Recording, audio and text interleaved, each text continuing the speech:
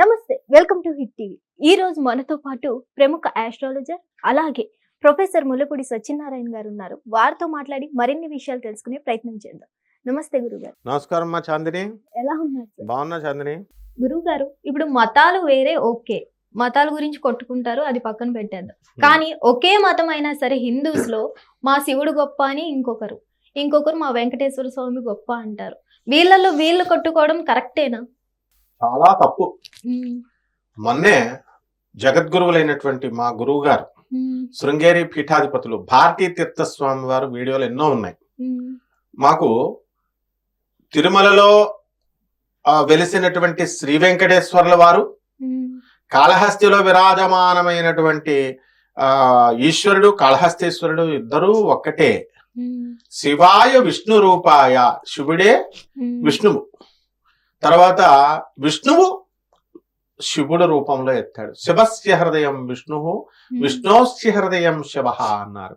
శివుని యొక్క హృదయంలో విష్ణువు ఉంటాడు, విష్ణు యొక్క హృదయంలో శివుడు ఉంటాడు. ఆ ఇద్దరు కూడా ఒక్కడే అన్నమాట. అయితే వీళ్ళిద్దరి మధ్య డిఫరెన్స్ కనుక ఎవరైతే చూస్తారో వాళ్ళు రౌరవాది నరకాలకు వెళ్ళిపోతారని చెప్పేసి గరుడ పురాణం అన్ని పురాణాలు చెప్తున్నాయి. అయినా సరే జనాలు నువ్వు అన్నట్టు ఒకే మతంలో ఉండి హిందూ మతంలో ఎక్కువ బయట ఉండవు, కానీ ఎక్కువ శివుడికిను ఈ విష్ణు భక్తులకే ఉంటుంది గొడవ.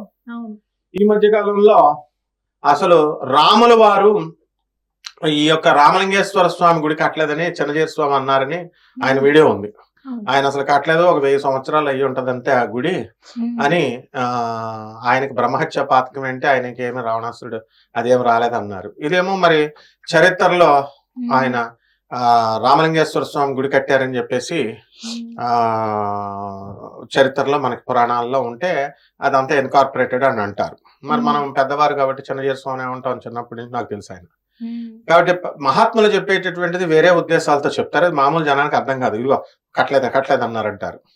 ఆ విధంగా ఈ మధ్యకాలంలో శివుడుని తక్కువ చేస్తూ వైష్ణవులు శివుడు వేరు రాముడు వేరు అన్నట్టుగా. అలాగే ఇంకా విచిత్రం ఏంటంటే ఈ మధ్యకాలంలో దిలీప్ అని ఒకడు ఉన్నాడు నాకు శిష్యుడు. అయ్యా గురుగారు, అతను కూడా యాంకర్ అనమాట. ఏమంటాడంటే, అయ్యా గురుగారు, ఇది వరకు హరే కృష్ణ ఆశ్రమంలో ఇస్కాన్ లో హరే రామ రామ రామ హరే హరే, హరే కృష్ణ కృష్ణ కృష్ణ హరే హరే అనేవారు. ఇప్పుడు రామ పీకేశారు, హరే కృష్ణ కృష్ణ కృష్ణ హరే హరే అంటున్నారు.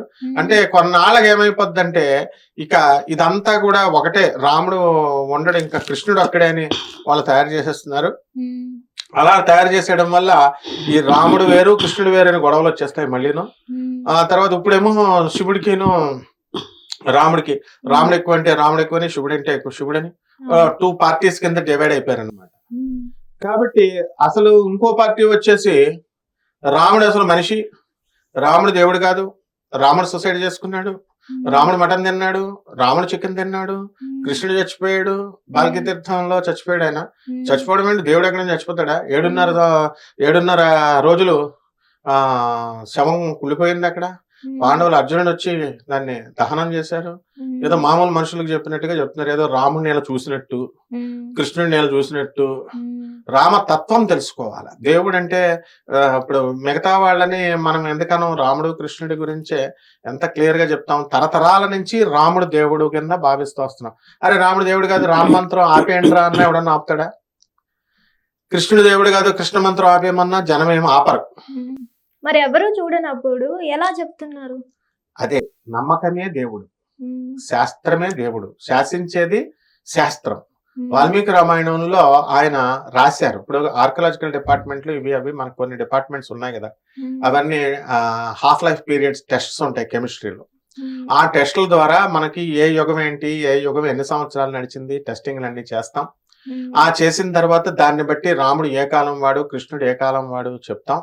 ద్వారక కల్పితం అంటాడు ఒకడు, రాముడు కల్పితం అంటాడు వాళ్ళు. సుప్రీంకోర్టులో ఎందుకు ఇచ్చింది, కట్టారు కదా రామాలయం. అసలు అప్పుడు నాకు అనుమానం వచ్చింది. నేను కొన్ని 100 సార్లు మధుర వెళ్తాను ఇప్పుడు కూడా. మనకి శ్రీకృష్ణ పరమాత్మ ఢిల్లీకి వెళ్ళినప్పుడల్లా మనం అక్కడే ఉంటాం కాబట్టి ఆల్మోస్ట్ అంతా ఢిల్లీ బృందావనంలోనే ఉంటాను నేను.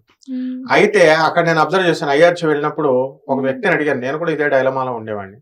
అయ్యా రాముడు నిజంగా పుట్టాడని గ్యారంటీ ఏంటి, రాముడు ఏంటి అని అడిగితే ఏమన్నాడు తెలుసా ఆయన? సరయూ నది ఉన్నంత కాలం సరయూ నది ఉన్నంత సత్యం, సూర్యుడు ఉన్నంత కాలం సరయూ నది, సూర్యుడు, రామనామం ఉన్నంత కాలం రాముడు ఉన్నట్టే అన్నాడు. అంటే రాముని ఒక వ్యక్తిగా చెప్పకూడదు. రాములు వారు దశరథుడికి కౌశల్యకి పుట్టక ముందే రామనామ రాముడు ఉన్నాడు, మంత్రదేవత అంటారు. అలాగే రామావతారం ఒక విశేషమైన ఒక పని కోసం వస్తాం. ఇప్పుడు మనందరం కలిసి ఒక ప్రోగ్రాం కోసం వచ్చాం. ప్రోగ్రాం అయిపోయిన తర్వాత ఎవరిళ్ళకి వాళ్ళు వెళ్ళిపోతాం. అలాగే శ్రీరామచంద్ర ప్రభువు శ్రీ మహావిష్ణువు అవతారం అయినప్పటికీ ఆయన ఒక ప్రత్యేకించి రావణాసురుని చంపాలి అనేటటువంటి ఒక కార్యక్రమం, దుష్ట శిక్షణ శిష్ట రక్షణ, భక్తులను రక్షించాలనేటటువంటి ఉద్దేశంతో వచ్చారు. ఆయన పని అయిపోయింది, ఇంటికి వెళ్ళిపోవాలి కదా. అందుకని ఆయన ఏం చేశారు, అదృశ్యమైపోయి సాకేతానికి వెళ్ళిపోయారు. సరయూ నది వాటర్ నుంచే పుట్టాడు ఆయన, పాల సముద్రంలో పడుకుంటాడు ఆయన. పాల సముద్రంలో వాటర్ నుంచి పుట్టి మళ్ళీ సరయూ నదిలో అదృశ్యం అవుతాడు. అంటే సూసైడ్ చేసుకున్నట్టు లెక్క. ఇప్పుడు నీటిలో ఉన్నటువంటి పురుగులు మనందరం ఎక్కడి నుంచి పుట్టాం, మట్టి నుంచి పుట్టాం మనం. ఇదంతా మట్టి. అదేం సినిమా అది, మన దేశముద్రలో ఇదంతా మట్టి మట్టి అంటాడు. మట్టి, ఆ మట్టికి చక్కగా నీళ్లు పోసి జాగ్రత్తగా అగ్ని పెట్టి తేజస్సు గేజస్సు ఇవన్నీ పెడితే తయారైన పంచభూతాలతో తయారైన శరీరం ఇది. మరి అటువంటి శరీరం మళ్ళీ ఇక్కడ భూమి మీద మనము భూమిలోకే కదా కలుస్తుంది. అలా వాటర్ నుంచి వచ్చేది వాటర్ లో కదులుస్తుంది. సో ఆయన నీటి నుంచే ప్రత్యక్షమయ్యాడు, నీటిలోనే అదృశ్యమయ్యాడు. ఇది రామతత్వం. అది అర్థం అవ్వదు వీళ్ళకి. నెక్స్ట్ కృష్ణతత్వం. నృసింహ సరస్వతి స్వాముల వారు కూడా మనం దత్తాత్రేయ స్వామి వారి గాణగాపురంలో చూస్తే భీమా అమరజా నది తీర్థంలో ఆయన అదృశ్యం అవుతారు. అవతారం అయిపోయిన తర్వాత, నాయన నేను ఇంకా శ్రీశైలం వెళ్ళిపోతున్నాను, ఇక్కడ మడి ఆచారము అనేటటువంటిది అవసరము. ఇక్కడ మ్లేచ్ఛలు వచ్చేసారు వరాల కోసం అడగడానికి, కొంచెం మడి ఆచారానికి భంగం కలిగేలాగా ఉంది కాబట్టి ఇక నా అవతారం నేను ప్రయోజనం ముగిస్తున్నాను. నేను ఎప్పుడు కూడా గాణగాపురంలోనే నేను ఉంటాను, అక్కడ ఉండి అదృశ్య రూపంలో ఉంటాను, 12 గంటలకు రోజు భిక్షకు వస్తాను అన్ని చక్కగా చెప్పారు. చెప్పి వెళ్ళిపోతే శిష్యులు అడుగుతారు, ఏడుస్తా ఉంటే పర్వాలేదు నేను అదృశ్యం అవుతున్నానని అదృశ్యం అయిపోతారు. పడవలు వెళ్తూ 2 పువ్వులు మీకు, ఒక తామర పువ్వులు మీకు వస్తాయి, కొంతమంది పట్టుకొచ్చి ఇస్తారు అని చెప్తారు. అలాగే వస్తాయి. అవతార మూర్తులు అలాగా అదృశ్యాలు అవుతారు. అలాగే శ్రీకృష్ణ పరమాత్మ గురించి ఇన్ని లెక్చర్స్ చెప్తున్నారు. నేను కొన్ని 100 సార్లు నేను పుట్టిందే కృష్ణాష్టమి రోజున. నేను కొన్ని 100 సార్లు నేను ఢిల్లీ వెళ్తాము, ఢిల్లీలోనే ఉంటాను నేను. అండ్ బృందావనంలో, గోకులంలో, మధురాలో అక్కడే ఉంటాను నేను.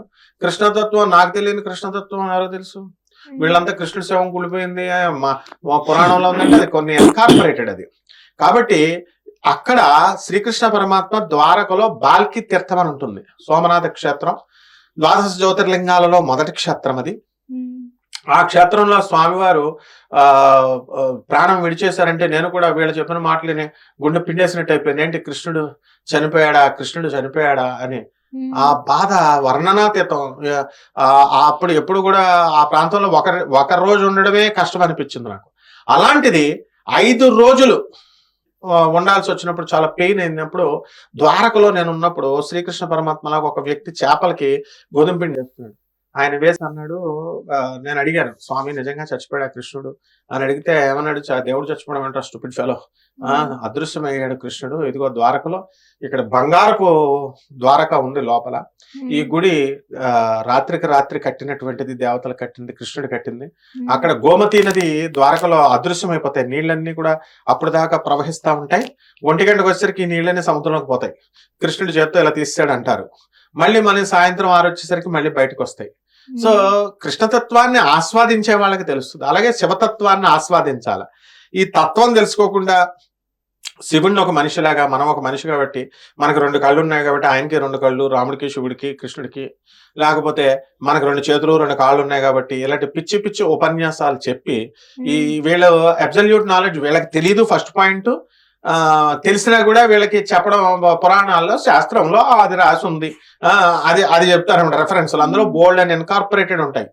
ఎప్పుడు కూడా రెఫరెన్స్లు, మనం అమెండ్మెంట్స్ జరుగుతూ ఉంటాయి, అవన్నీ చూసుకోవాలి. సో మోడర్నిటీ అనేటటువంటిది వచ్చేసింది కాబట్టి దేవుడు అంతా ఒక్కటే. నేను చెప్తాను, ఎక్స్ప్లెయిన్ చేస్తాను. ఒక పాల కొడవ ఉంది. ఆ పాల కొడవలో ఎన్ని పాలు ఉన్నాయి. అందులో ఒక్కొక్క చుక్క పాలనే మనం విడదీసి చేసామనుకో, ఒక దేవుడు సుబ్రహ్మణ్యేశ్వర స్వామి, ఒక దేవుడు రాముడు, ఒక దేవుడు కృష్ణుడు, ఒక చుక్క శివుడు, ఇలా ఉంటుంది. అందులో ఆ టోటల్ పాల కడవిలో ఉన్నటువంటి పాలన్నీ కూడా సేమ్ ఏ ఫిజికల్ ప్రాపర్టీస్, ఏ కెమికల్ ప్రాపర్టీస్, రసాయనిక ధర్మాలు, భౌతిక ధర్మాలు ఉన్నాయో అవన్నీ ఒక్కొక్క చుక్కలో కూడా ఉంటాయి. కాబట్టి ఈ దేవుడు రాముడిలో ఉన్న తత్వము, కృష్ణుడిలో ఉన్న తత్వము, శివుడిలో ఉన్న తత్వము అంతా ఒకటే. కాబట్టి దాన్ని డిఫరెన్షియేట్ చేసి వీళ్ళకి మిడిమిడి జ్ఞానంతో వీళ్ళు సపరేట్ గా చేసి దేవుడేదో రాముడేదో వేరే వాళ్ళగా, శివుడేదో వేరేలాగా ఇలా నాన్ సెన్స్ అంతా బోధిస్తూ వచ్చారు. కాబట్టి శివపురాణంలో అందుకే వ్యాసుడు ఏం చెప్తాడంటే, శివపురాణంలో శివుడే సుపీరియర్, విష్ణువు బ్రహ్మ అసిస్టెంట్స్ అని చెప్తాడు. విష్ణు పురాణంలో విష్ణుమూర్తే అథారిటీ, ఈ యొక్క బ్రహ్మ అండ్ శివుడు అసిస్టెంట్స్ అంటాడు. అలాగే బ్రహ్మ పురాణంలో బ్రహ్మే పెద్ద, శివుడు విష్ణువు అసిస్టెంట్స్ అంటారు. దేవీ పురాణంలో ఆది పరాశక్తి మొత్తం ఈ గ్యాంగ్ అందరినీ సృష్టించింది, ఆమె సుపీరియర్. ఈ బ్రహ్మ విష్ణు మహేశ్వరులు ఆమె అసిస్టెంట్స్ అంటారు. అంటే దీని అర్థం ఏమిటి, ఒకే వ్యక్తిని బ్రహ్మ పదార్థాన్ని అది కావాలన్నప్పుడు అది హెడ్ అవుతా ఉంటది. ఇప్పుడు సపోజ్ ఇప్పుడు మన చంద్రబాబు నాయుడు గారు ఉన్నారు, ఒకప్పుడు ఏదో ఒక డిపార్ట్మెంట్ కి, ఇరిగేషన్ డిపార్ట్మెంట్ కి మినిస్టర్ గా చేశారు అనుకుందాం. తర్వాత అవసరార్థం ఇంకోటి ఎలక్ట్రిసిటీ డిపార్ట్మెంట్ కి అదే మనిషి మారుతారు, అదే మనిషి సీఎం. అలా రకరకాల డిపార్ట్మెంట్స్ లో తిరుగుతూ ఉంటారు. కాబట్టి అదే దేవుడు ఇలాగా ఆ కన్సర్న్ డిపార్ట్మెంట్స్ లో ఉన్నప్పుడు లయకారకుడుగా ఉన్నప్పుడు శివుడు, స్థితికారకుడుగా ఉన్నప్పుడు విష్ణువు, అండ్ బ్రహ్మ జీవుల్ని సృష్టించేటప్పుడు సృష్టికర్తగా బ్రహ్మదేవుడు ఉంటారు. సేమ్ దేవుడు ఒక్కడే అన్నమాట. ఈ వైషమ్యాలు తెలుసుకోకుండా ఇప్పుడు ప్రజలు ఇంత సివిలైజ్డ్ అయ్యి ఉండి కూడా కొట్టు చేస్తున్నారంటే మనము తల తీసుకెళ్ళి ఎక్కడో పెట్టుకోవాలి. కారణం ఏంటంటే ఆ కాలంలో జగద్గురు అయినటువంటి ఆదిశంకరాచార్యులు రాకముందు అప్పుడు శైవులు శివుణ్ణే పూజిస్తారు. వాళ్ళు శైవులు, మళ్ళీ వేరే శైవులు లింగాయత్స్ అంటారు చూడు, కర్ణాటకలో ఉంటారు. శ్రీశైలంలో లింగాయత్తులది ఉంటుంది, వీరశైవ పీఠం ఉంటుంది, అక్కడ స్వామీజీ కూడా ఉంటారు. ఆ శైవులు వీరశైవులు అంటే ఇంకా శివుడి గురించి విపరీతం హార్డ్ కోర్ శివభక్తులు అనమాట. వీళ్ళిద్దరు కూడా వేసుకునేవారు. వైష్ణవుడు విష్ణుమూర్తిని పూజ చేసేవాళ్ళు. ఇప్పుడు రాముడు అని ఒకడు, కృష్ణుడు అని ఒకడు ఇప్పుడు ఎలా కొట్టుకుంటాడని దిలీప్ చెప్పాడు, అలాగా ఈ వైష్ణవులు కూడా వేసుకుంటున్నారు, వైష్ణవులు వీర వైష్ణవులు కూడా వేసుకుంటున్నారు. అంతకుముందు శైవులు వైష్ణవులు కొట్టుకునేవారు, మా శివుడు గొప్ప, మా రాముడు గొప్ప అని. ఈ రకంగా వెళ్ళిపోయి సర్వ భ్రష్టత్వము, సర్వనాశనం. ఇంకా వీళ్ళు కాపాలికలు బయలుదేరిపారు, ఇదే అదని దొరికిందే ఛాన్స్ అని. కౌలాచారం, వామాచారం, ఇలా కొన్ని వందల మతాలు వచ్చేస్తే బౌద్ధ మతం విజృంభిస్తోంది. ఆ టైంలో అరే బాబు ఈ జనమంతా కొట్టుకు చచ్చిపోతున్నారని జగద్గురు అయినటువంటి ఆదిశంకరాచార్యులు వారు సాక్షాత్తు పరమశివుడే పుడతాడు. పుట్టి ఆయన ఏం చేస్తాడనమాట, ఆ శివుడు వీళ్ళందరినీ ఒక మతానికి తీసుకొస్తాడు. ఏదో ఆర్డర్లెస్ చేయలా, కన్విన్స్ చేసి వాళ్ళ కనువిప్పు కలిగించి వాళ్ళందరికీ కూడా శివుడు విష్ణువు అంతా ఒకటే, బ్రహ్మ పదార్థం అంతా ఒకటే అని తీసుకొచ్చి అద్వైతాన్ని తీసుకొచ్చి, అసలు ఇంకా విష్ణువు శివుడు అంటారేంటారా నాయన మీరు, అసలు మనిషే దేవుడు, మనమే అదే అద్వైతం, జీవుడే దేవుడు, నిన్ను నువ్వు తెలుసుకో అని చెప్పి ఎంత ప్రాసెస్ ఉందన్నమాట. కాబట్టి హిందూ మతంలో ఎన్ని మతాలు ఉన్నా సరే ఇదిగో శివతత్వం ఆయన వివరిస్తాడు. నాగేంద్రహారాయ త్రిలోచనాయ భస్మాంగరాగాయ మహేశ్వరాయ నిత్యాయ శుద్ధాయ దిగంబరాయ తస్మై నకారాయ నమః శివాయ. ఓం నమః శివాయ, నమః శివాయ, ఓం నమః శివాయ, నమః శివాయ, నమః శివాయ, నమః శివాయ, ఓం నమః శివాయ, ఓం నమః శివాయ, ఓం నమః శివాయ, ఓం నమః శివాయ. ఈ శివమంత్రాన్ని శ్రీరామచంద్ర ప్రభు ప్రార్థిస్తాడు. ఈ శివమంత్రాన్ని నిత్యము శివుడు రాముడు ఆరాధిస్తాడు. మరి జనానికి ఏం తెలుసు, విష్ణువు ప్రతి నిమిషము కూడా శివమంత్రాన్ని జపిస్తాడు. వాళ్ళకి లేని అబ్జెక్షన్ వీళ్ళకేంటి, ఆ విష్ణువు మంత్రాన్ని శివుడు జపిస్తాడు, విష్ణుతత్వం చెప్తాడు. వినండి. ఓం శాంతాకారం భుజగశయనం పద్మనాభం సురేశం విశ్వాకారం గగన సదృశం మేఘవర్ణం శుభాంగం లక్ష్మీకాంతం కమలనయనం యోగి హృదయానగం రమ్యం వందే విష్ణు భావభయహరం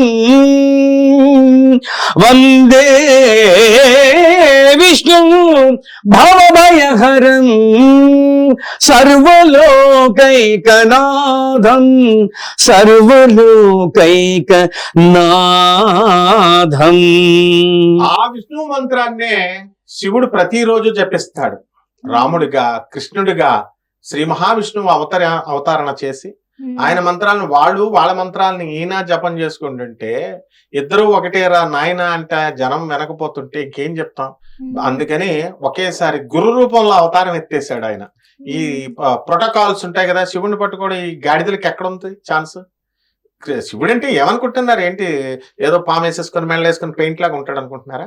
ఒక సీఎం ని కలవడానికి ప్రోటోకాల్ ఉంటది, తొందరగా రాణిస్తారా? ఒక ప్రైమ్ మినిస్టర్ ని కలవడానికి ఒక ప్రోటోకాల్ ఉంటుంది. ఆఫ్టర్ ఆల్ ఒక సీఎం, ఆఫ్టర్ ఆల్ ఒక పిఎం ని కలవడానికే వీళ్ళకి ఎంత పెద్ద ప్రోటోకాల్స్ ఉంటే 14 భువన భాండాలకి అధిపతి అయినటువంటి శ్రీ మహావిష్ణువు శివుడు వీళ్ళకి ప్రత్యక్షం అవుతారు. ఈ గాడిదలు చెప్తా ఉంటారు శివుడు ప్రత్యక్షం అయిపోతాడు, మా శివుడు మాట్లాడుతున్నాడు, మాకు విష్ణువు మాట్లాడుతున్నాడు, విష్ణువు పూనేశాడు, శివుడు పూనేశాడు. What is all this nonsense? Humbug అంతా దొంగ వెదవలు అనమాట. స్వామీజీలు కానీ, ఎవరైతే బాబాలు కానీ, ఎవరైతే ప్రవచనకారులు, ఎవరైతే మంత్రగాళ్ళు, ఏళ్ళు ఆళ్ళు పూనకాలు వచ్చినాయి, దేవుళ్ళు కనబడిపోతున్నారు, దేవుళ్ళతో చాటింగ్ చేసేస్తున్నాం, మంత్రాలు చేసేస్తున్నాం, దేవుడి అని మీకు చెప్తాం.